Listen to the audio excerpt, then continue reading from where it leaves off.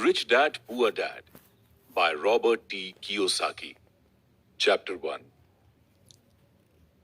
Robert Kiyosaki के अनुसार मेरे दो डैडी थे, एक अमीर और दूसरे गरीब। एक बहुत पढ़े लिखे थे और समझदार थे।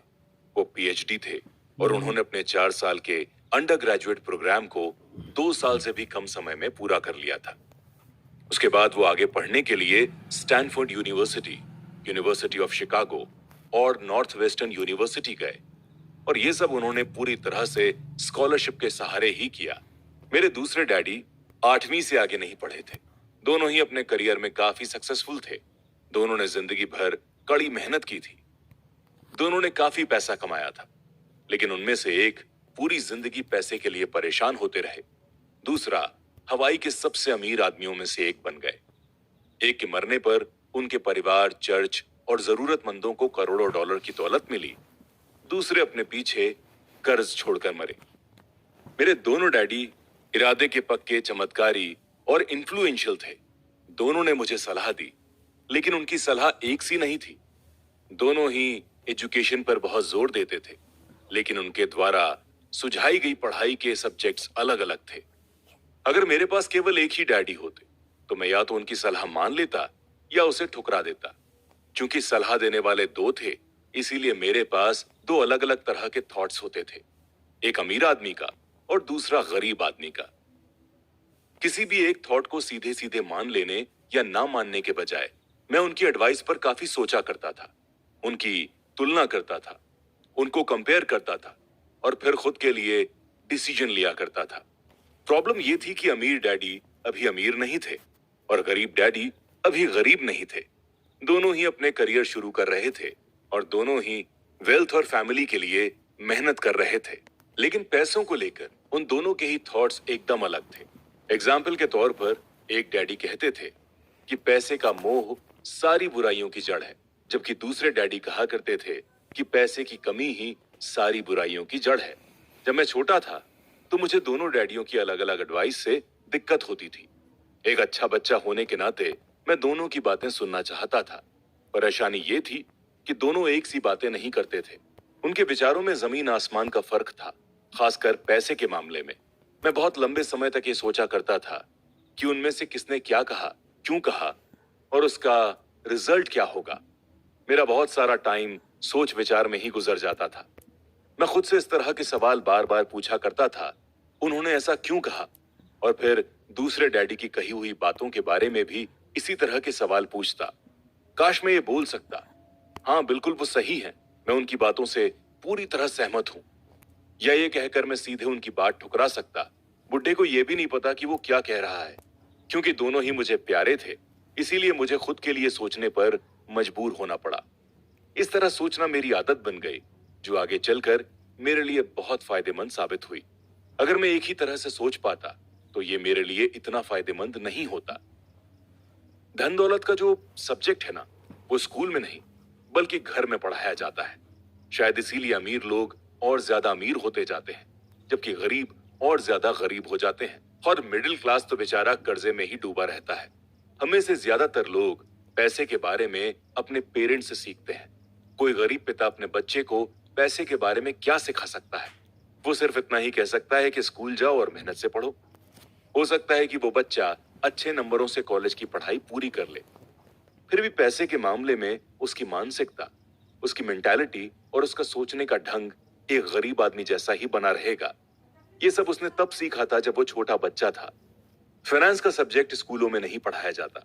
स्कूलों में एजुकेशनल और वोकेशनल ट्रेनिंग पर जोर दिया जाता है, ना कि फाइनेंस संबंधी स्किल्स पर। इससे साफ हो जाता है कि जिन स्मार्ट बैंकर्स, डॉक्टर्स और अकाउंटेंट्स के स्कूल में अच्छे नंबर आते हैं, वे जिंदगी भर पैसे के लिए स्ट्रगल क्यों करते हैं।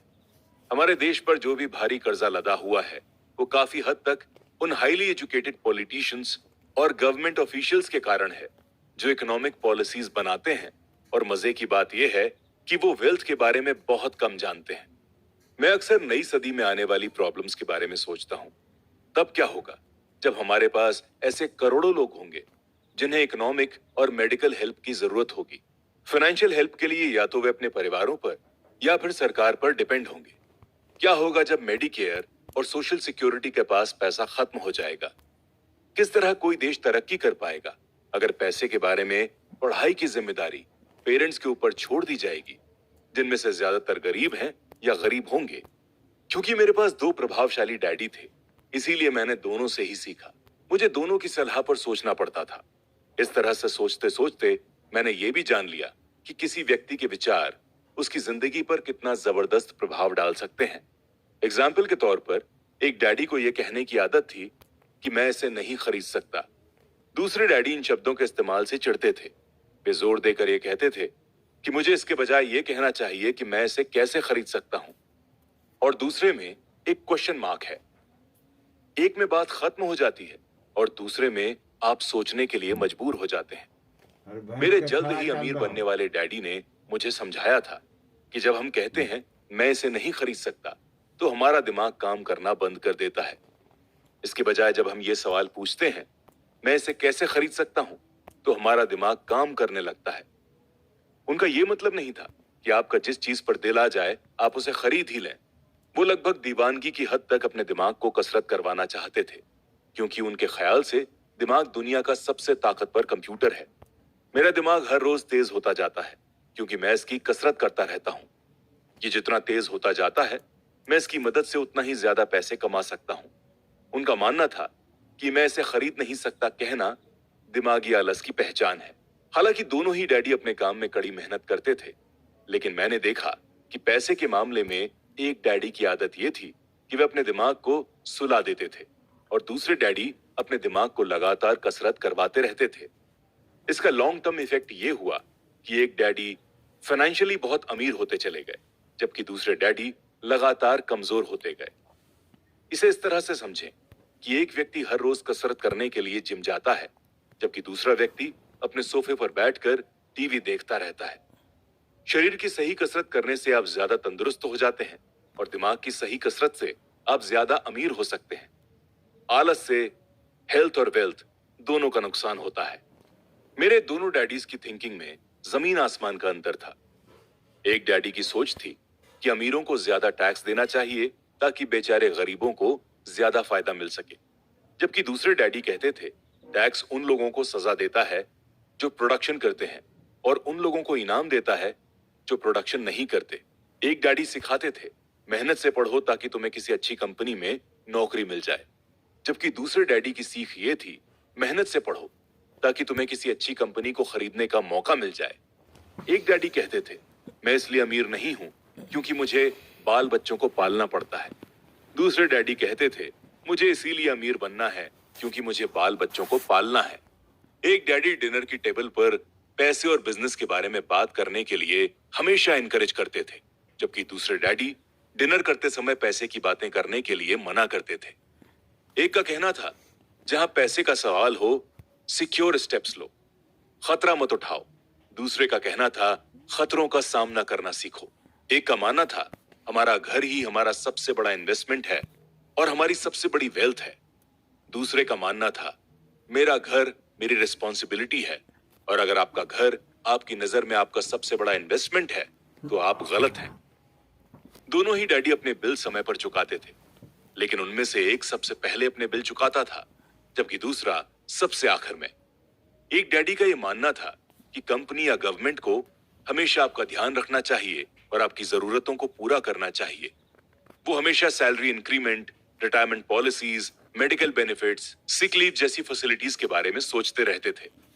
वो अपने दो चाचाओं से बहुत ज्यादा प्रभावित थे जो सेना में चले गए थे और 20 साल की एक्टिव मिलिट्री लाइफ के बाद उन्होंने अपने रिटायरमेंट और जीवन भर के आराम का इंतजाम कर लिया था।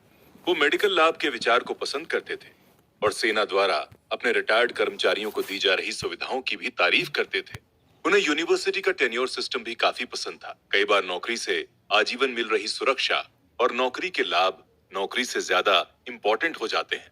वो अक्सर ये कहते थे मैंने सरकार के लिए बहुत मेहनत से काम किया है और इसीलिए बदले में मुझे ये लाभ मिलने चाहिए। दूसरे डैडी पूरी तरह से आर्थिक स्वावलंबन यानी फाइनेंशियल इंडिपेंडेंस में विश्वास करते थे। वो सुविधा भोगी मानसिकता के विरोधी थे। वो ये मानते थे कि इस तरह की मानसिकता लोगों को कमजोर और आर्थिक रूप से जरूरतमंद बनाती है। उनका स्ट्रॉन्ग बिलीफ था कि आदमी को फाइनेंशियली केपेबल होना चाहिए। एक डैडी कुछ डॉलर बचाने के लिए परेशान रहे, दूसरे डैडी एक के बाद एक इन्वेस्टमेंट करते रहे। एक डैडी ने मुझे बताया कि अच्छी नौकरी तलाशने के लिए अच्छा बायोडेटा कैसे लिखा जाए। दूसरे ने मुझे यह सिखाया कि कैसे मजबूत कमर्शियल और फाइनेंशियल प्लानिंग की जाए जिससे मैं नौकरियां दे सकूं। दो इन्फ्लुएंशियल डैडीज के साथ रहने के कारण मुझे यह एनालिसिस करने का मौका मिला कि उनके विचारों का उनके जीवन पर कितना प्रभाव हो रहा है। मैंने पाया कि दरअसल लोग अपने विचारों से ही अपने जीवन को डायरेक्शन देते हैं। एग्जाम्पल के तौर पर मेरे गरीब डैडी हमेशा कहा करते थे, मैं कभी अमीर नहीं बन पाऊंगा, और उनका यह प्रिडिक्शन सही साबित हुआ। दूसरी तरफ मेरे अमीर डैडी हमेशा खुद को अमीर समझते थे। वे इस तरह की बातें करते थे, मैं अमीर हूं और अमीर लोग ऐसा नहीं करते। एक बड़े फाइनेंशियल झटके के बाद जब वो दिवालियापन की कगार पर थे, तब भी वे खुद को अमीर आदमी ही कहते रहे। वे अपने समर्थन में ये कहते थे, गरीब होने और पैसा ना होने में फर्क होता है। पैसा पास में ना होना अस्थायी है, जबकि गरीबी स्थायी होती है। मेरे गरीब डैडी ये भी कहते थे, मेरी पैसों में कोई रुचि नहीं है या पैसा इंपॉर्टेंट नहीं है। मेरे अमीर डैडी हमेशा कहते थे, पैसे में बहुत ताकत है। हो सकता है हमारे विचारों की ताकत को कभी भी मापा ना जा सके या फिर उन्हें पूरी तरह से समझा ना जा सके। फिर भी बचपन में ही मैं ये समझ गया था कि हमें अपने विचारों पर ध्यान देना चाहिए और अपने एक्सप्रेशन पर भी। मैंने देखा कि मेरे गरीब डैडी इसलिए गरीब नहीं थे क्योंकि वे कम कमाते थे, बल्कि इसलिए गरीब थे क्योंकि उनके विचार कम गरीबों वाले ही थे। दो डैडी होने के कारण बचपन से ही मैं इस बारे में बहुत सावधान हो गया था कि मैं किस तरह की विचारधारा अपनाऊं। मैं किसकी बात मानूं, अपने अमीर डैडी की या अपने गरीब डैडी की। हालांकि दोनों ही एजुकेशन और नॉलेज को बहुत इंपॉर्टेंट मानते थे, पर क्या सीखा जाए इस बारे में दोनों की राय अलग अलग थी। एक चाहते थे कि मैं पढ़ाई में कड़ी मेहनत करूं, डिग्री लूं और पैसे कमाने के लिए अच्छी सी नौकरी ढूंढ लूं। वे चाहते थे कि मैं एक पेशेवर अधिकारी, वकील या अकाउंटेंट बन जाऊं या एमबीए कर लूं। दूसरे डैडी मुझे हमेशा इनकरेज करते थे कि मैं अमीर बनने का रहस्य सीख लूं, ये समझ लूं कि पैसा किस तरह काम करता है और ये जान लूं कि इससे अपने लिए कैसे काम लिया जाता है। मैं पैसों के लिए काम नहीं करता, इन शब्दों को वो बार बार दोहराया करते थे। पैसा मेरे लिए काम करता है। 9 वर्ष की उम्र में मैंने ये फैसला किया कि पैसे के बारे में मैं अपने अमीर डैडी की बात सुनूंगा और उनसे सीखूंगा। ये फैसला करने का मतलब था अपने गरीब डैडी की बातों पर ध्यान न देना। हालांकि उनके पास कॉलेज की बहुत सी डिग्रियां थीं जो मेरे अमीर डैडी के पास नहीं थीं। और दोस्तों, इसी के साथ मैं आपको बताऊंगा रॉबर्ट फ्रॉस्ट का सबक। रॉबर्ट फ्रॉस्ट मेरे फेवरेट पोएट हैं। हालांकि मुझे उनकी बहुत सी कविताएं पसंद हैं, पर द रोड नॉट टेकन मुझे सबसे ज्यादा पसंद है। मैं इसमें बताए गए मॉरल का इस्तेमाल हर रोज करता हूं। तो चलिए सुनाता हूं आपको द रोड नॉट टेकन, वो भी हिंदी में। वो राह जिसे चुना नहीं गया। पीले जंगल में 2 राहें बंटती थी और अफसोस कि मुझे एक को चुनना था। और मैं अकेला पथिक खड़ा रहा देर तक, ये देखते हुए कि ये राह कहां जाती है, झुरमुटों में मुड़ने से पहले। फिर मैंने दूसरी राह चुनी, उतनी ही सुंदर और शायद बेहतर भी, क्योंकि यहां घास ज्यादा थी और कम लोग गुजरे थे। हालांकि लोगों के गुजरने से यहां भी उतना ही नुकसान हुआ था और दोनों ही उस सुबह बराबर थीं। पत्तियों पर काले कदम नहीं थे और मैंने पहली को अगले दिन के लिए रखा। और ये जानते हुए कि किस तरह रास्ते निकलते हैं, मुझे शक था कि मैं कभी लौटूंगा। मैं आह भरकर ये कहूंगा कि आज से सदियों बाद शायद एक जंगल में 2 राहें बंटती थीं और मैंने कम चली हुई राह को चुना और इसी बात से सारा फर्क पड़ा। Robert Frost, 1960। जी हाँ दोस्तों, इसी बात से सारा फर्क पड़ा। बहुत समय गुजर चुका है, पर मैं अब भी अक्सर रॉबर्ट फ्रॉस्ट की कविता पर चिंतन करता हूं। पैसे के बारे में अपने पढ़े लिखे डैडी की एडवाइस और नजरिए को ना सुनने का मेरा फैसला दुखद था, लेकिन यह एक ऐसा फैसला था जिसने मेरी जिंदगी की डायरेक्शन चेंज कर दी। एक बार मैंने यह फैसला कर लिया कि मुझे किसकी बात सुननी है। तो उसके बाद मेरी वेल्थ संबंधी एजुकेशन शुरू हो गई। मेरे अमीर डैडी ने मुझे 30 साल से भी ज्यादा समय तक सिखाया, तब तक जब तक कि मेरी उम्र 39 साल नहीं हो गई। और इसके बाद उन्होंने सिखाना बंद कर दिया। उन्होंने ये देख लिया था कि मैं वो सब कुछ समझ चुका हूँ जो वो मेरी मोटी बुद्धि में भरने की कोशिश कर रहे थे। पैसा एक ताकत की तरह है, लेकिन इससे भी बड़ी ताकत है फाइनेंशियल एजुकेशन।